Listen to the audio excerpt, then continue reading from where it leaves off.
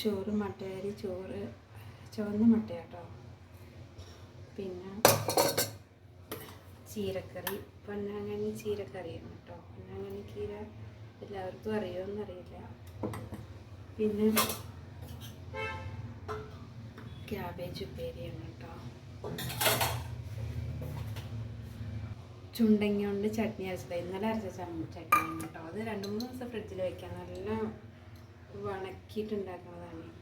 നല്ലോണം ഫ്രൈ ചെയ്തിട്ട് ചെറിയ ഉള്ളിയൊക്കെ, അത് 2-3 ദിവസം വെച്ചാലും ഒന്നും ആവില്ല ഫ്രിഡ്ജിൽ.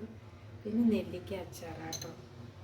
പിന്നെ ഒരു മുട്ട പുഴുങ്ങിയത്, ഒരു പപ്പടാട്ടോ, ഉണക്കസ്രാവ് വറുത്തതാണ് കേട്ടോ. അതൊരു പീസ്. ഇത്രയാണ് കേട്ടോ ഇന്നത്തെ എൻ്റെ ലഞ്ച്. Okay, thank you. എൻ്റെ ലഞ്ചൊക്കെ എല്ലാവർക്കും ഇഷ്ടമായോ?